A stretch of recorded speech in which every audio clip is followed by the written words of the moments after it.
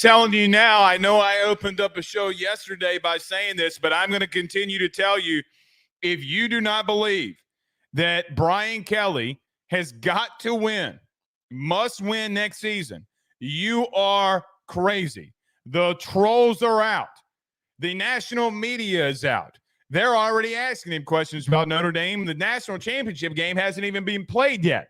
Next year is as high atop, is as pinnacle of a situation that you can be in when it comes to how massive the implications are of how the season will go into 2025. The good news about tonight is we're going to talk about a lot of them. LSU's final statistics were released today. Where was LSU officially even after the bowl game and all things have settled? Notre Dame and Ohio State, depending on their game, will move up and down. We're going to talk about LSU here tonight. 5 things that you've either done good or bad. So 3 things you did good this season, 2 things that you got to clean up. We'll talk on it. It's a massive discussion. Some areas you haven't changed at all. You can probably think, and know the areas of which I do discuss. We'll talk about the portal. Does LSU make one final push here at the end? And then we'll recap it. So what do I mean? We'll talk about it. Maybe there are some other guys that they will target and go after. But basically here tonight, and what may be the final thing until we hit the spring portal window, we are going to recap the LSU transfer portal haul that on 247 is the number 1 portal acquisition class in the country. Big win for LSU men's basketball last night. We'll touch and dive into a little bit to that as well here tonight. And at the end, have the Saints already stroked a deal for their next head coach? I think they possibly have. I think that they possibly have. And it would have led me on to a rant to start off the show here. But why are you trying to hire or interview and pursue Mike McCarthy, who literally just got fired in Dallas? So a lot of you ask me on a daily basis why we do not talk about the Saints. It's because they're an unserious program. They're an unserious organization. They continue to be unserious, and the actions that they display on a day-in, day-out basis. And then Mickey Loomis runs out there in a press conference and makes himself look like a damn buffoon. So I guess we do have a lot to get into tonight. But I do promise you this. Brian Kelly, regardless of what he believes or not, for his legacy is under heat. I can see it. I can feel it. I'm just coming off a national show in which the argument was all about Brian Kelly, because of course it is. Because of course it is. All right. Let's get to a couple comments before we get rolling. Arthur is in the 985 representing. Todd's in the 504. So the 985 and the 504 is representing. Now, Arthur, I think that you'll probably remember this. I'm sure you are old enough. Did you know back in the day, the North Shore used to be a 504 area code before it changed to a 985? That is the 100% true. Chris Phillips, our good friend over at SEC Unfiltered, says the GOAT, much love, my brother Blake, best in the game. Oh, well, first off, thank you so much. And I should probably be saying that about Chris Phillips because SEC Unfiltered just broke some massive news as they're joining forces with FanDuel. My man Chris out there making waves. If you're an SEC fan, if your team is in the SEC, go over to our good buddy Chris Phillips on SEC Unfiltered. Y'all give him a follow. Good to have my man in here as well. Good to have you in here. But massive deal for Chris. I'm excited for him. It's a very, very big deal. I'm happy for him. He's put in a lot of work. And, man, doing this, risking everything to do this is not easy. Trust me, I know. And Chris is one of the guys that we get to call a friend around here and all the great stuff that he does. So and we're definitely going to have Chris on probably in the next couple of weeks to talk a little bit about baseball. Stephen Young, here he goes again. Says, better schedule Sam Houston. I'm not even reading this comment.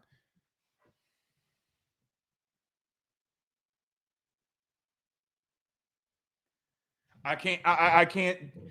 Y'all's week 0 stuff is unbelievable to me. I'm never going to agree with you on this week 0 stuff. Never. In case you are on the audio and you didn't see his comment, basically, Steven just said that we need to schedule Sam Houston in a week 0 game so that we get a win and that we have, I guess, so we don't lose to Clemson. Guys, I don't mean this in a wrong way. Even if you do have a week 0 game, it doesn't change the fact that you could still go into Clemson and lose. No factors still change. You have no idea what they're going to do defensively with Tom Allen. None of the outliers change other than you get a game rep. Not going to happen. Carvis Durr says 407, Blake. Where is the 407, Carvis? Where is the 407? Bo Porter is in the 318 Bastrop. You know, Bastrop back in the day, 985. The 985 fought off with the 318. It's when Bastrop had Josh Downs, Randall Mackey, Reuben Randall, and that gang. It's a really good football team. Had a lot of talent on it. So Bastrop, yes, indeed. Also had a, if I'm not mistaken, had a paper mill up there in Bastrop. Slay on Twitter says, when the last time we played a cupcake week 1?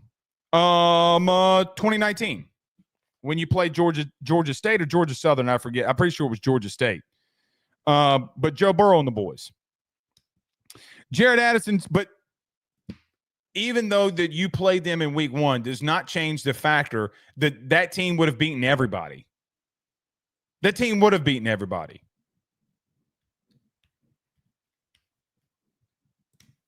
They would have beaten everybody. Trevor on Facebook says the 330 Canton, Ohio, by the way of the 225. Canton, Ohio is in the building. Now, I would assume that Trevor has got a lot of neighbors that are probably excited about this upcoming game on Monday, and they should. You know what's also ironic about the state of Ohio? And speaking of Ohio State, remember when the playoffs was expanded to 4 teams in 2014? They were the team that started it all off and won a national title. And they kind of did it in the same way that they did it then. If they do win on Monday. The whole Cordell Jones coming out of nowhere and they beating Wisconsin real bad. I'm sure that Trevor's got a lot of people around him that are really excited about this game. Greg Porsche is in the house. He says, let's go. Good to have you in here with us. Chase Thompson says, Georgia Southern, 20 minutes away from his house. How about that? How about that? Bynum is checking in from the 239. You know, the reason I ask this every night, and I'm glad that you guys are doing this, the reason I ask, it is amazing to me, absolutely amazing to me, how and where all of you check in from. I love everything about it. Love everything about it. All right, let's get to it here. Everybody do us a favor by hitting the like and share. Share to all those groups if you're on Facebook and to all those social media pages. You're watching us, listening to us on YouTube. Like, subscribe, notification bell, wherever you listen to podcasts, rate, review, and subscribe. I said this on Monday. I'm going to say it again here tonight. Thank you to everybody that listens on the audio podcast. You continue to make us one of, if not the, but it is the number 1 audio podcast in reference to LSU content. We greatly, and I hold that dearly. Thank you so much for that. Subscribe if you haven't done so already there. Give us a 5-star rating. We greatly appreciate it if you would do that for us. All right, let's do this. Let's get to a quick break. When we come back, we'll talk about LSU. We'll talk about their final statistical rankings, things they did really good, things they did really bad, things they got to change. New process defensively. We'll touch on that as well. Before we get rolling into that, I need to talk about our good friends over at Underdog Fantasy. Underdog Fantasy offers a unique approach to fantasy sports. With its simple pick'em style format, you can select players you believe will outperform the expectations without the complexities of traditional DFS. The user-friendly interface and growing community make it easy to play. Get over to UnderdogFantasy.com. That's UnderdogFantasy.com. We greatly appreciate them joining us over at AYS. And let me tell you, I'm definitely going to be using it.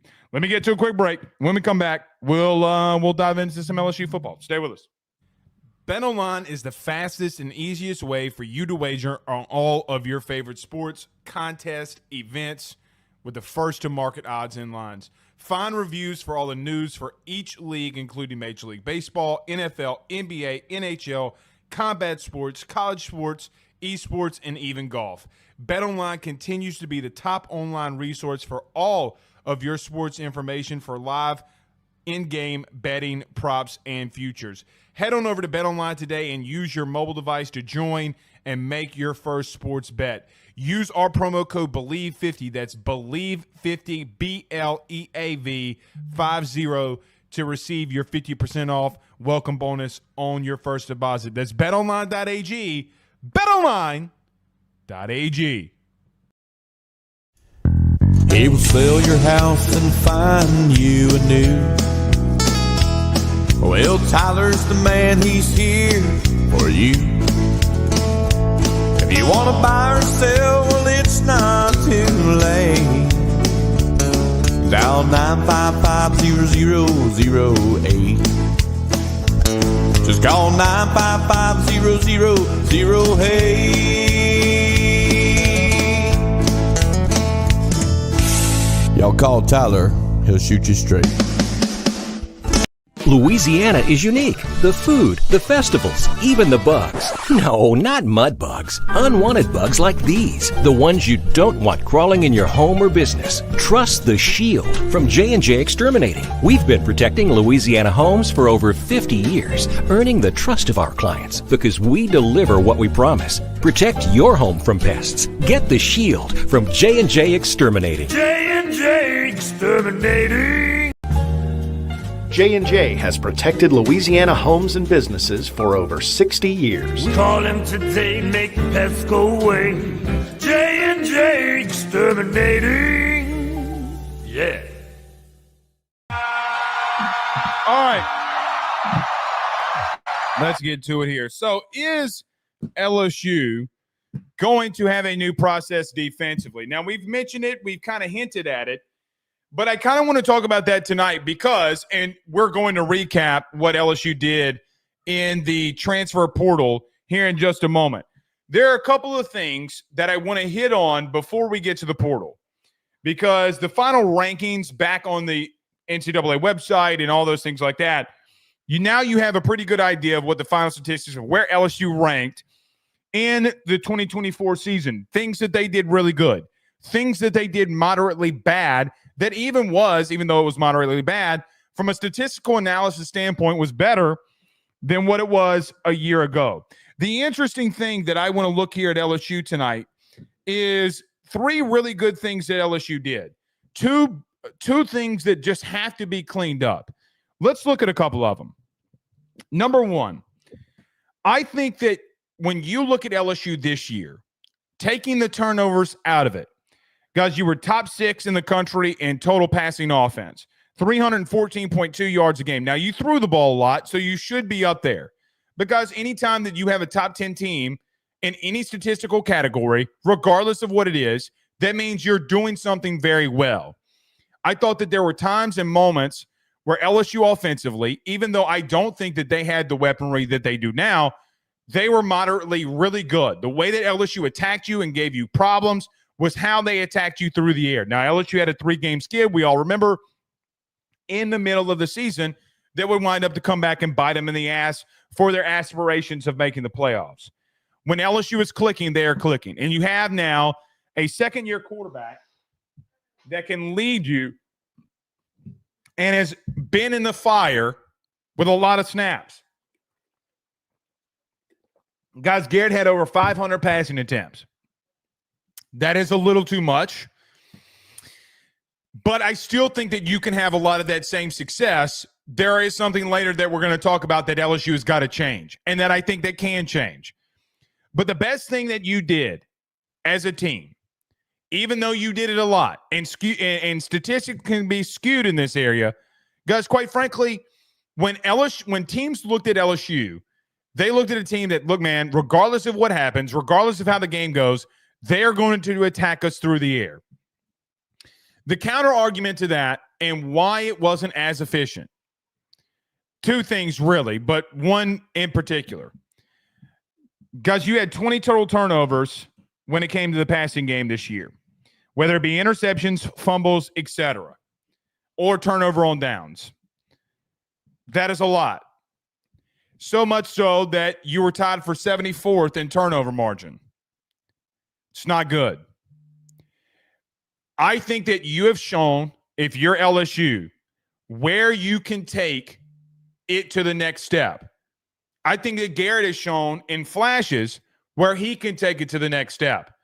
I'm not going to get into the debate with you tonight or even remotely close to getting to the debate tonight because I don't think you want it, nor do I want it at the current moment. But I do think there comes a point in time where we saw a lot of great things from what LSU did in the passing game. And the thing that I get very intrigued by, and even sometimes when I think about it, quite frankly, I get to a place where I'm really excited, is what you can do with the receiver core. Now, in a moment, we're going to talk about where LSU has added pieces and what makes them better, because we have talked about the last 3 shows that we have done where I think that LSU's floor has been risen.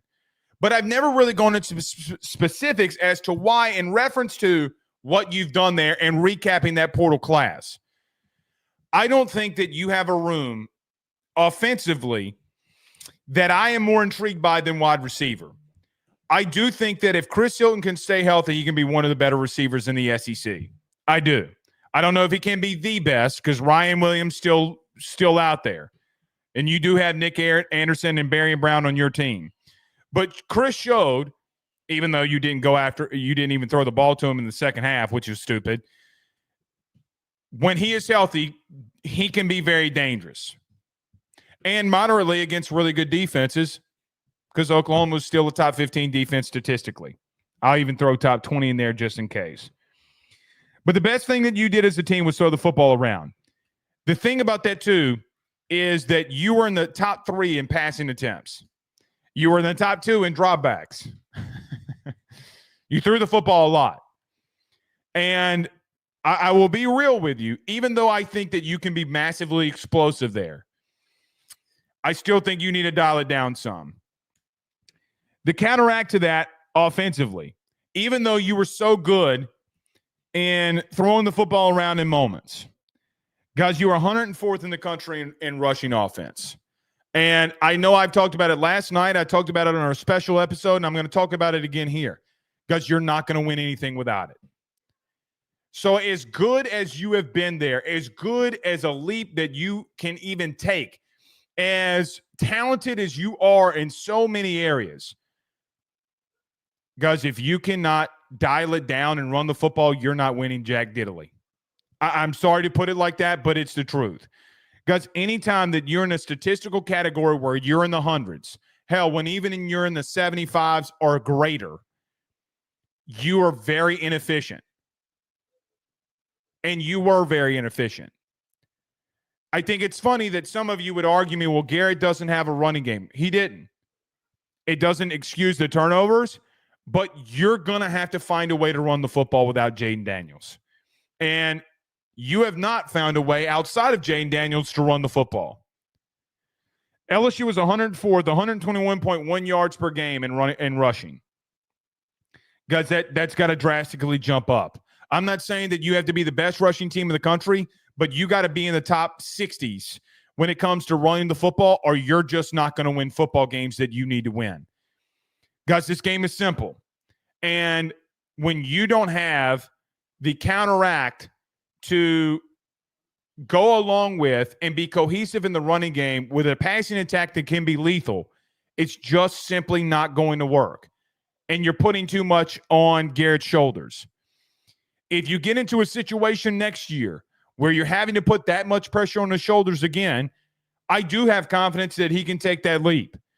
The problem that I have is that even though I do think that he's going to take that leap, I don't know specifically yet until we get out there that you're going to be better in the running game. We'll talk about that in the portal recap in just a moment, where you can get better and what we need to talk about. The other thing that you did extremely well, and something that got missed even by me, and for what it's worth, I wish I wouldn't have missed this, but I did.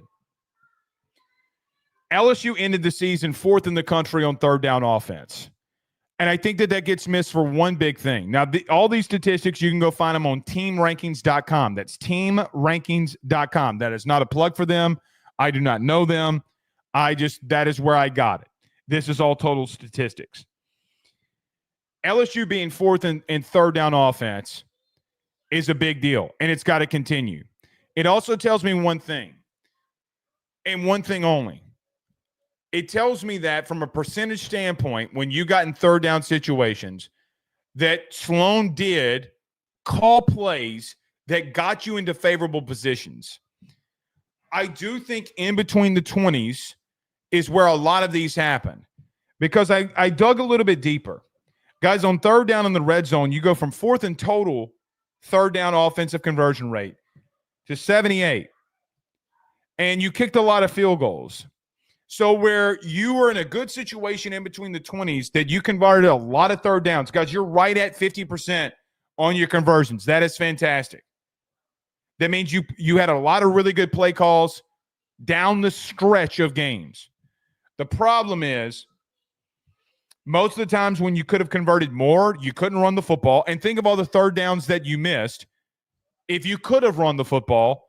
But secondly, when you got in the red zone, which, again, you were tied in the 70s, or you were in the 70s in red zone efficiency, that is where your biggest bugaboo was. That's where your biggest issues were.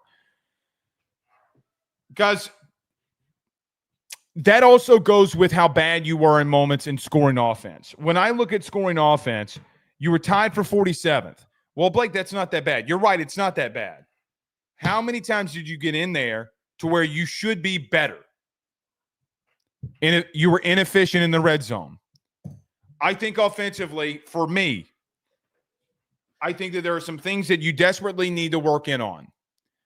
I also think that there are areas where I think that if that is the floor of what I'm going to get, because I do think that could be a floor of what I could get, the next step could be something that you can do.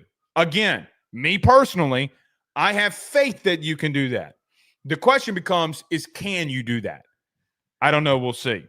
But offensively, man, I mean, look, you were 19th in total offense, 6th in passing offense, 104th in rushing offense, 47th in scoring offense, and you were 4th on third down. So outside in 74, tied for 74th in red zone efficiency, you had a lot of big moments. You also had a lot of bad moments. You also had a lot of bad moments in turnovers. I want to say this too. I do think that if you fix the turnover issue, a lot of these things get cleared up offensively. I do. You cannot have that many turnovers and expect to win ball games. Now, let's break down and recap the offensive side of things from the transfer portal of what LSU got. Now, there are some guys that I'm going to leave out, and we'll see what they do here that you did get offensively. But we talked about the running game being better. And what I think is interesting here, I do not think that you had a guard that could play as well as Josh Thompson, the Northwestern guard that you got from the portal. You also went and got Braylon Moore.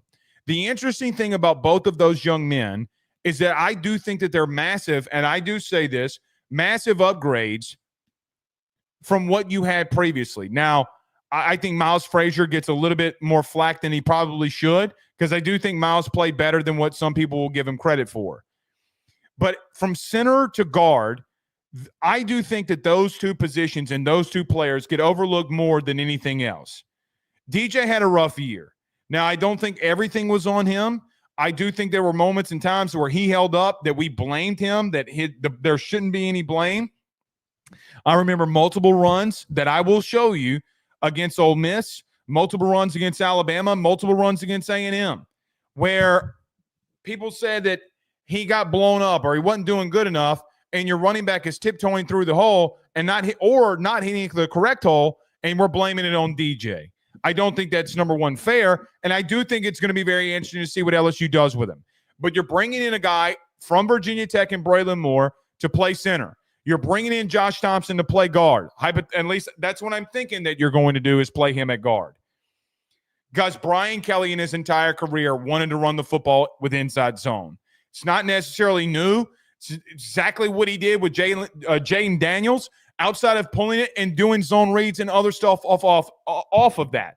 Most coaches do want to run inside zone and inside counter, and maybe a RPO based off of that counter.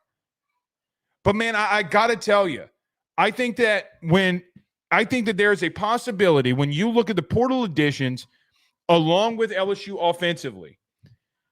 We don't talk about this Josh Thompson addition enough. There were times that he dominated in the Big Ten against really good defensive linemen, and you're going to need him to hit here. Well, Blake, this is the SEC. Well, shit, guys, I got to be honest with you. The Big Ten's kind of not been bad. They have not been bad at all, especially along the defensive lines with guys like, I don't know, Mason, Abdul Carter, JTT, Jack Sawyer, that literally Josh Thompson's had to go against on a weekly basis. The reason I think it's those two are probably the biggest additions is because of how bad you were running the ball in the interior. Can they give you a big boost? We don't talk about them enough because we're enamored about the weapons that Garrett Nussmeier got on the outside. But I promise you this, and I will go to my grave believing this. If you can't run the football in the game of football, you will not have any success. So I've talked about it a lot the last couple of days. But now that we're kind of recapping this all up before we start making transitions here, listen. I pray to God that Josh Thompson plays to a level that he did at Northwestern. I hope that Braylon Moore plays up to the level that he did at Virginia Tech. I hope that you have guys like Paul Mabinga and Tyree Adams that step up, and I pray to God that you can find a right tackle that can be good. I'm not asking for great. Because, guys, I will remind you, the last time you won a national title game, I think in games in 19, guys, think of Clyde Edwards-Helaire against Alabama. Think about the dominant runs that you had on Alabama to overcome and win the SEC. Think of the Clyde run against Arkansas down the sideline. Think of the crucial run when you're tied against Clemson in the national title game that Clyde had, and then the next play that Joe Burrow hits a fade route to Jamar Chase. That's a critical third down that literally a couple of plays beforehand that Clyde was able to get. I think Josh Thompson has the ability to come in here and bully some dudes. I think you have a guy in Braylon Moore that can make all the calls and, quite frankly, can take the pressure off of Garrett. Because I think that Garrett's mental was rolling a little too much before the ball was getting snapped. I think that you have somebody that can take that burden somewhat off of his hands, and it's a big deal. Other pieces offensively. Well, let me move to the run. Let me stay with the running game very quickly. I'm going to just briefly mention this because I've mentioned it a lot this week. The tight end position is going to be a big deal. It's going to be a massive deal. You have speed at running back, and I very much believe that you're going to attack the edges. I also believe that you're going to throw the football to the running backs out of the backfield. If that is the case, then when you do and you need to run inside in crucial situations and why you have red zone inefficiencies, that will be a big deal. Can these tight ends come in here and do that? Let me move to wide receiver very quickly. Guys, LSU brought in Barry and Brown. They also brought in Nick Anderson and Destin Hill to go along with Aaron Anderson and Chris Hilton. I want to be cautious on how I say this. I think that LSU, let me say it like this. The wide receiver room for LSU going into the 2025 season, I think from a talent perspective, can be one of the best ones, if not the best one in the entire conference. You're going to an offense that is going to be pushing the ball down the field. You got guys that can get the ball down the field that you can throw to.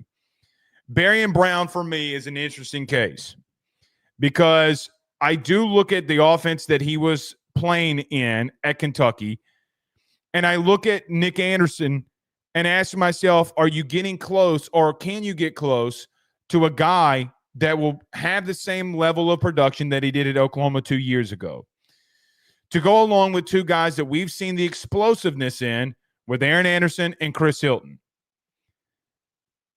When you're adding that many pieces in the passing game and add in with the pieces that you already have, just because that room is talented does not mean that they are going to ultimately be the best, but they have the potential to be the best.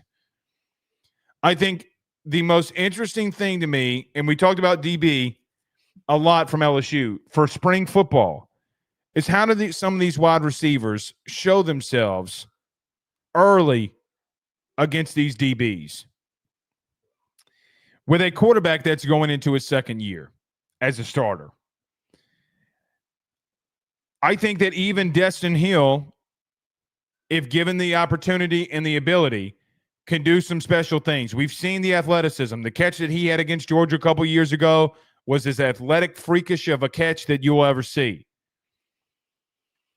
You had a room that you did not know if you had the talent and the experience to where you had a second-year quarterback, starting quarterback coming back that would be good enough for him. There are a lot of question marks. Can Barion Brown take the next step as a receiver? Is number one. Is Nick Anderson healthy enough? Number two. Can Chris Hilton stay healthy as a receiver or just as a player for an entire season? Number three. And quite frankly, can Aaron Anderson take another step like he did this year? So even though I look on paper and I say that can be a problem, that can be a problem for teams, that can be a problem for teams, it's going to be interesting. But I think overall, you absolutely dominated in the portal at receiver. If Destin Hill is the floor, then you dominated. And even he has had issues in his past when it comes to injuries. Offensively, it's going to be an intriguing thing to see. There's no more Kyron Lacey. There's no more CJ Daniels. What do you look like? We'll see. Let me move to defense. There are a lot of things that you got better in defensively over the years, or over the year. Ironically, you got much better in defending the run, ironically, even though in moments and times when you lost games, it was really bad. But for the total season, LSU was 43rd in the country in rushing defense, 75th in the country in passing defense, 75th in third down defense, and 53rd in scoring defense. Let me start off with the bad and before we finish here. Guys, every single year under Brian Kelly, you have not cracked the top 50 when it comes to third down defense. Quite frankly, you have been horrendous.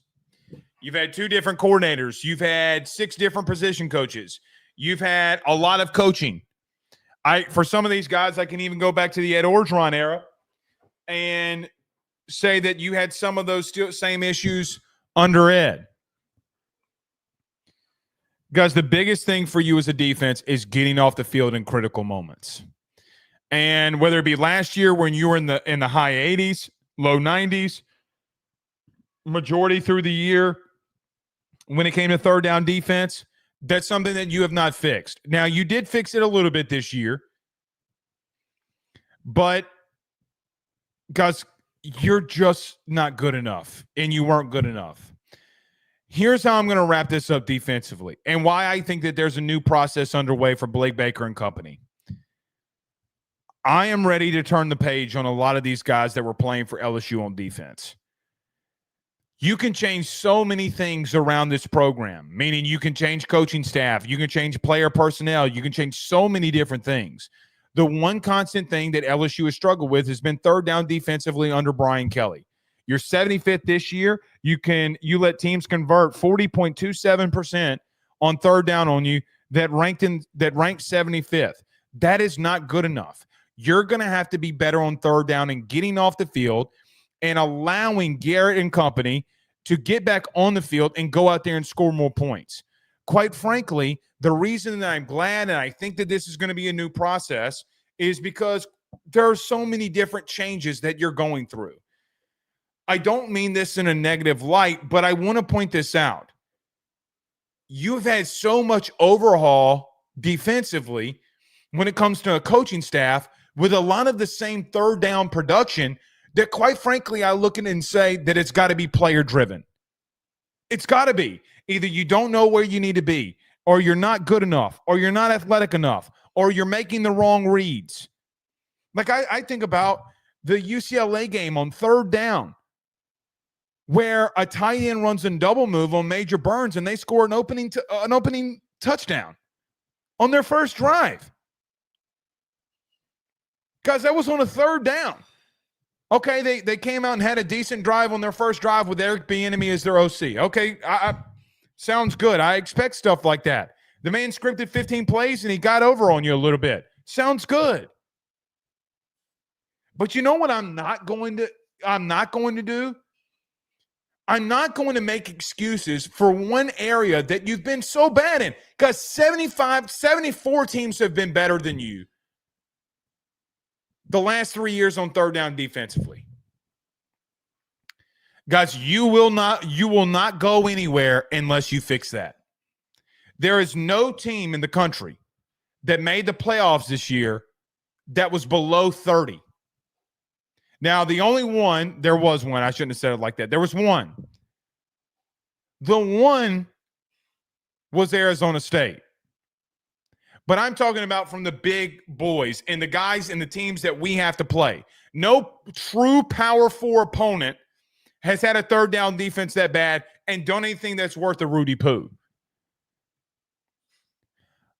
Right off the bat, before we even talk about the portal, I am massively intrigued about everything that you brought in here. That is the reason why I think that the floor defensively has been lifted so much. Because everything around LSU changed besides players. Guys, a lot of these dudes that you had on your team this past year that started, at minimum were second-year starters or second-year players, but most of them are third, fourth, fifth-year seniors. Fourth and fifth-year seniors that are still getting some of the same stuff wrong. The portal guys that you got in last year, it's not as if that they had not started. So let's stop right there. The page has turned. The page has turned, and a new process has begun for LSU defensively. You have a hole at safety? I don't want to go there. I don't want to go there tonight. But I think that you have two edge rushers that you got in the portal, and Jack Pyburn and Pat Payton.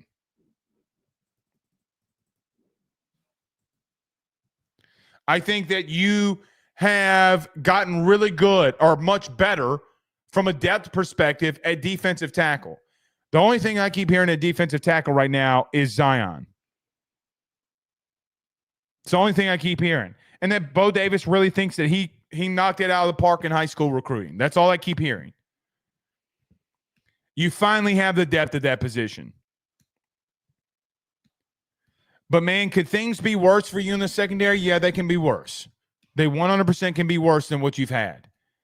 But, man, I am so glad that we get to turn a page here. Other things statistically for you defensively. Gus, I mean, you have barely cracked the top 50s. You haven't cracked the top 50s in passing defense.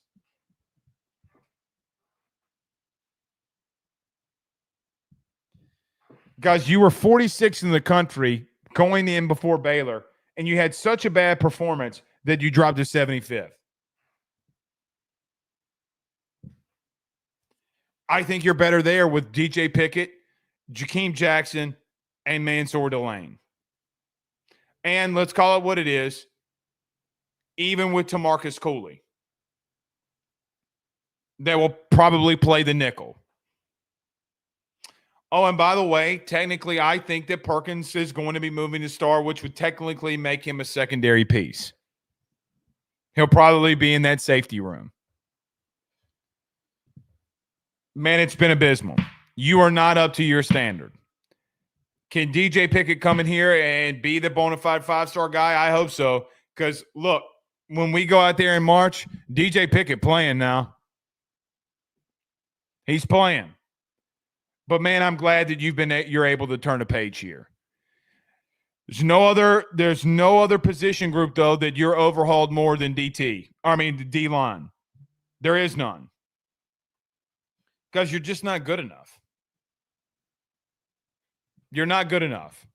Whether it be coaching, whether it be players, it doesn't matter. You're not good enough.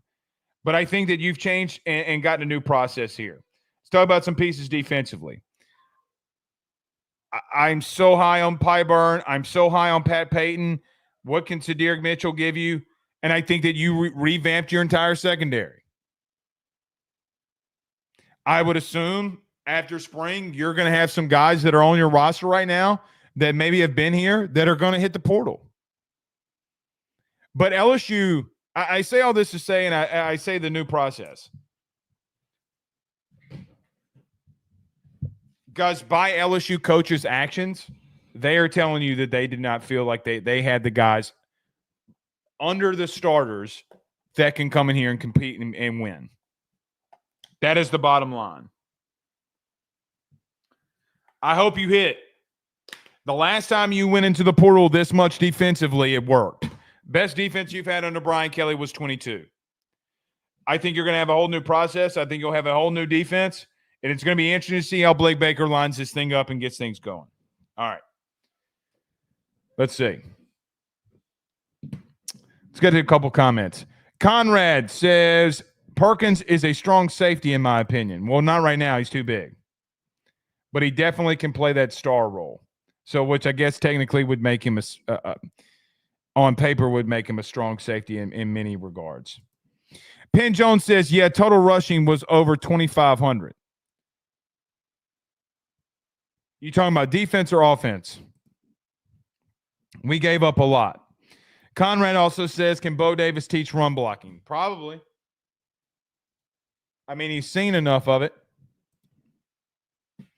Carver says, like I said, Zion will be a star. I do think that Bo's going to play a lot of freshmen. I do. Which leads to some hiccups in some situations. But guys, I mean, I don't know what to expect of Jacoby and Guillory. I mean, he was still limping. I mean, it's not that far out from an Achilles injury. I hope that Don McKinley takes a big step. One thing that can massively help you. Penn's talking about LSU in 19. Penn, that's my point. And Burrow didn't run like that. Not like that. Not like it was like Jaden or anything. One thing that I think is very interesting about the D-line too. What can Bo Davis mold Don McKinley to being into? I think Don McKinley has upside, man. I mean, he showed it at the end of the season, and I get it's against a banged-up, bad offensive line in Oklahoma. We didn't see him much in the bowl game. I do not know why, but we really need somebody in the interior to be a dude.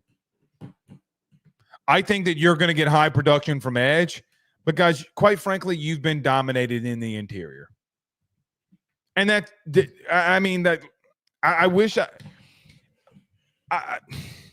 I don't want to. I hate when I come out here and say things are facts, but guys, that is just a flat out fact, right? Like that, it's a flat out fact that you've been bad there. You've given up way too much. Tom McKinley's another piece here, man. I hope he puts his head down and gets to work, and he listens to Bo Davis, and he's around Bo Davis the whole time. And I hope a couple of these guys that you brought in can come in here and make high contributions. I do. Devin Clement, excuse me, Devin, if I'm pronouncing Clement. You know you got to put that Cajun accent on it. But Devin, thank you so much for being here. He says, is Alex Atkins a candidate for tight ends coach? I would expect him to have his name in there, yes.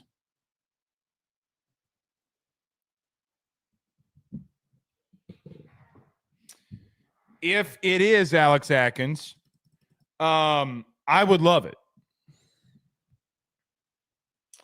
If you don't know who Alex Atkins is, he's the former offensive line and offensive coordinator at Florida State.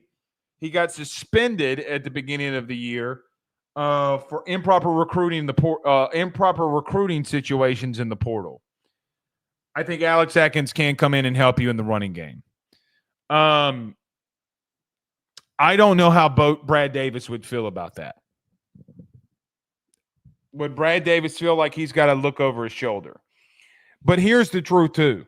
Everybody in that coaching staff should be looking over their shoulder right now, probably besides Bo Davis, because he had a complete mulligan.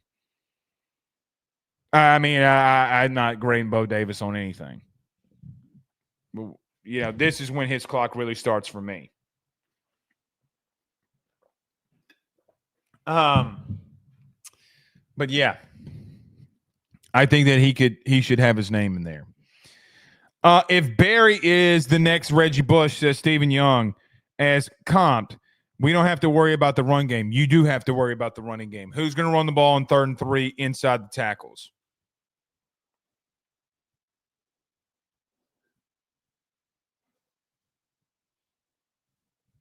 I'll wait. Y'all can put that in the chat. Caden Durham can do it in some situations, but guys, Caden Durham is not a bully back. I mean, I hope that he can grow and mature and be that guy, but man, I'm not expecting Harlem Berry at 175, 180 pounds to come into the SEC and run in between the tackles. I'm not. And we brought this up when we made the comp about Reggie Bush and Harlem Berry 2 weeks ago. Go find the clip and show.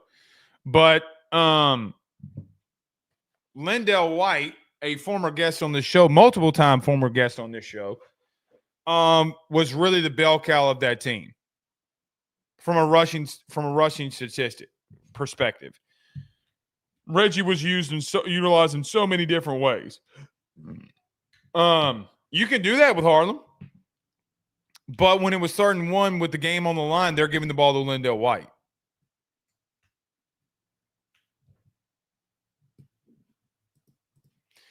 Stephen Young says, why not Caleb Jackson for that role? Ask Frank. He didn't even play him in the bowl game. They're not playing him. I mean, you've given me they've given the kid opportunities. You're assuming that they're going to do that. I don't know that they will do that. I do not know that they will do that. Justin Harris says on YouTube, I said that earlier. We need a power runner. Hopefully Caleb comes around. If not, we're going to need to get a spring portal guy. I think that's where you got to go. I think that's what you're going to have to do. You're going to have to make a determination on Caleb Jackson and go that route. I do feel like I'm on an island sometimes with this running back thing. I really don't care. But you're going to have to do it, man. You're going to have to do it. You got to run.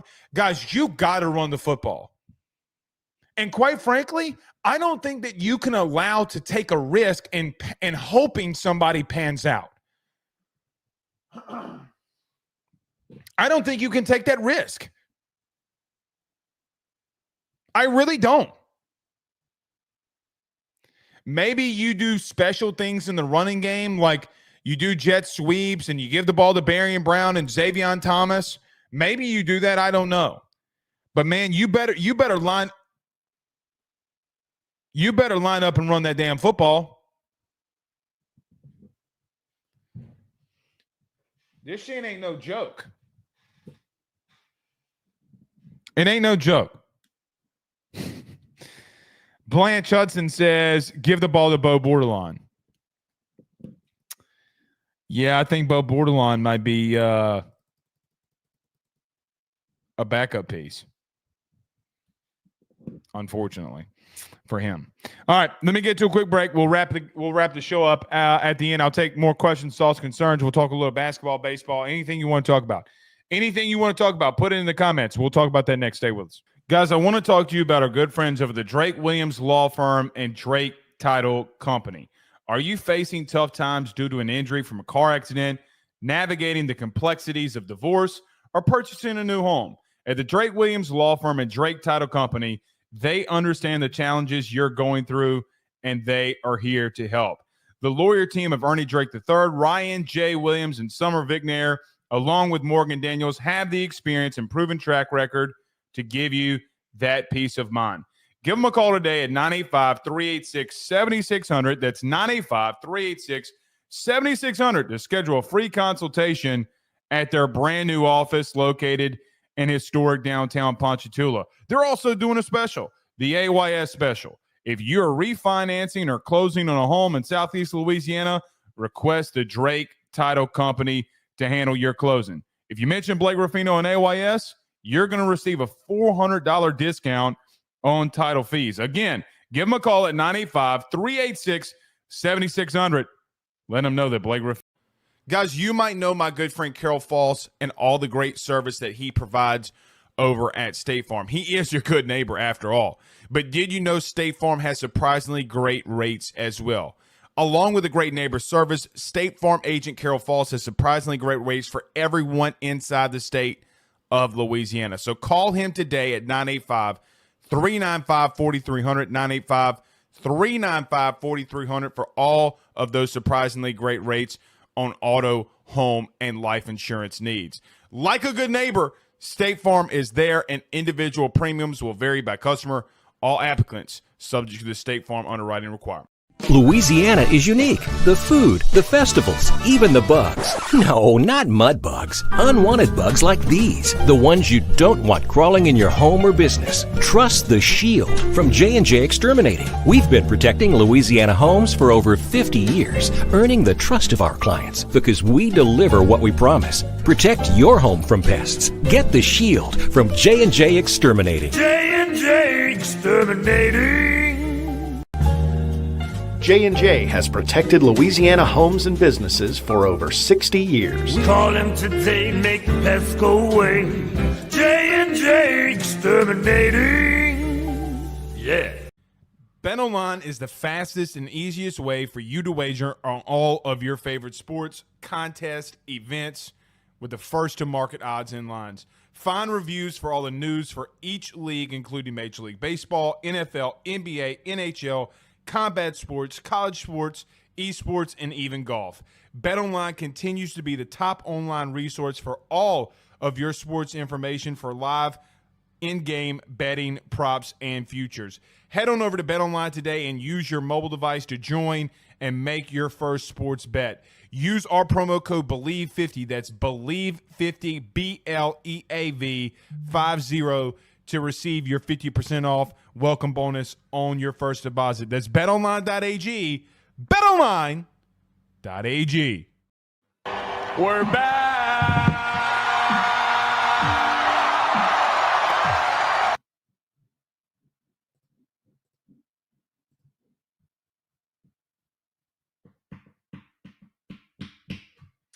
Stephen Young on YouTube. Just say it. You're looking for Derrick Henry, and there isn't going to be one. No, I'm not.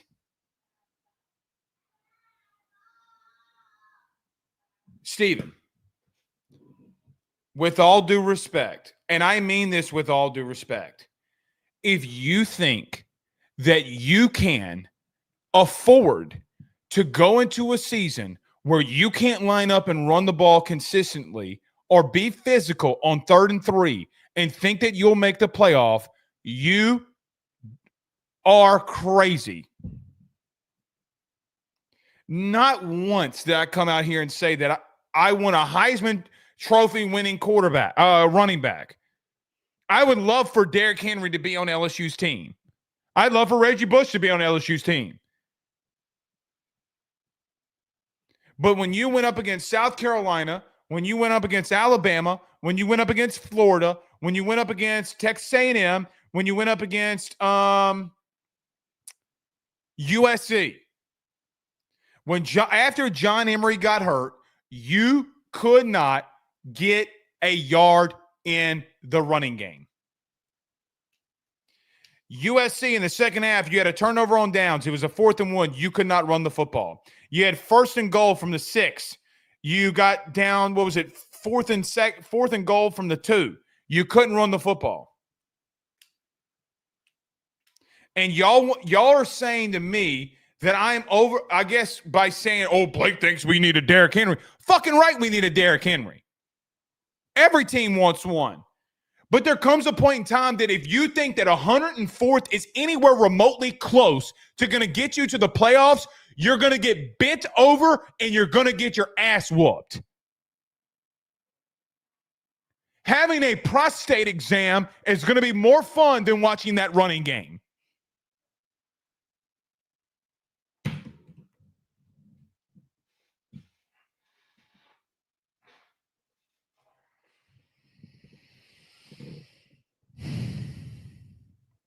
No word on Jacoby Matthews. You can't, Steven, you can't take the risk of developing him. Sorry, you can't. If this is your money year, you can't risk it. You got to go get somebody. But a prostate exam, it may be. Everybody wants him to get right. Hope and dreams are for children.